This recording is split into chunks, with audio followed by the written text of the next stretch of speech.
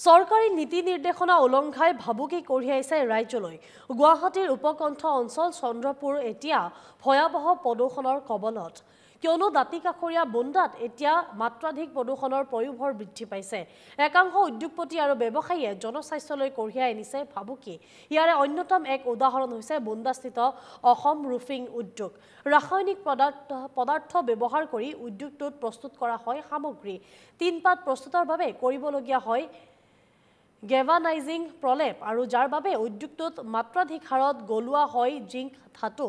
বৰ্জনীয় ৰাসায়নিক আৱৰ্জনাই মাৰি পেলাইছে অঞ্চলটোৰ গছ-গছনি। ধোঁৱা চায়ে সমীপৱৰ্তী জনবসতি বহুল বীৰকুছিত প্ৰদূষিত কৰিছে এতিয়া বায়ু। উদ্যোগটোৰ পৰা ওলোৱা ৰাসায়নিক আৱৰ্জনাই ভূগৰ্ভৰ পানীও দূষিত কৰিছে।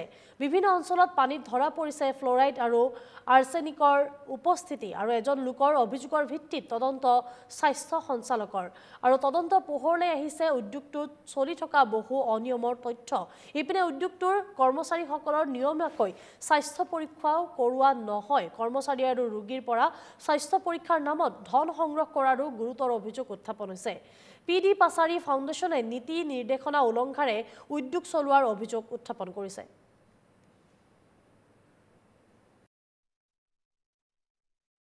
ইমান বেয়া গোন্ধ আহে আৰু এই গাছবিলাক তামোল চামোল নাৰিকল চাৰিকল চব একোৱে নহয় এতিয়া। মানুহৰো বেমাৰ। বেমাৰটো ক'বই নালাগে আৰু মাথাৰ বিষ। আমাৰ এই কঁকাল হাত ভৰি চব বিষোৱা। ছালৰ বেমাৰটো বৰ্তমান হ'ব আৰু আস্তে আস্তে। ঘৰ চৰ পুৰা কলা টিনা চিনা চব হেৰি হৈ গৈছে, বেয়া হৈ গৈছে টিনা। বিষাক্ত গেছটোতো আচলতে ৰাতি নিৰ্গত হয়। আমাৰ জনসাধাৰণে শুই থাকে গমেই নাপায়। এই বিষাক্ত গেছটো বায়ুমণ্ডলত বিয়পি আহি মানুহৰ মানে স্বাস্থ্যৰ ক্ষেত্ৰত ভাবুকিৰ সৃষ্টি কৰিছে। বিষাক্ত গেছটো তেওঁলোকৰ যিটো ইণ্ডাষ্ট্ৰী যিটো প্ৰডাকশ্যনৰ কাৰণে তেওঁলোকে যিবিলাক মানে মেটেৰিয়েলছ ইউজ কৰে বা যিটো লিকুইড ইউজ কৰে বা যিটো হেৰি পৰা নিৰ্গত হয় গেছ, সেই গেছটো আহি আমাৰ জনসাধাৰণৰ স্বাস্থ্যৰ প্ৰতি ভাবুকি সৃষ্টি কৰিছে। যিটো আমি গম নোপোৱাকৈ খুব সন্তৰ্পণে মানে মানুহৰ দেহত আক্ৰান্ত হৈ গৈছে, মাৰাত্মক বেমাৰ পৰ্যন্ত হৈছে। যেনেদৰে মেলেৰিয়া, আমাৰ এতিয়াতো মেলেৰিয়া আহি আছে বা বেলেগ বেলেগ ধৰণৰ কফ, এনেকৈ যিটো গম নাপায়, টিবি, তেনেকুৱা ধৰণৰ বেমাৰবিলাকো হৈছে। গতিকে তেখেতসকলক এই ক্ষেত্ৰত সাৱধানতা অৱলম্বন কৰিবলৈ আমি অনুৰোধ জনাইছোঁ। এইটো পলিউশ্যন কাৰণে বহুত বেয়া। ক'ৰ পৰা আহিছে পলিউশ্যন?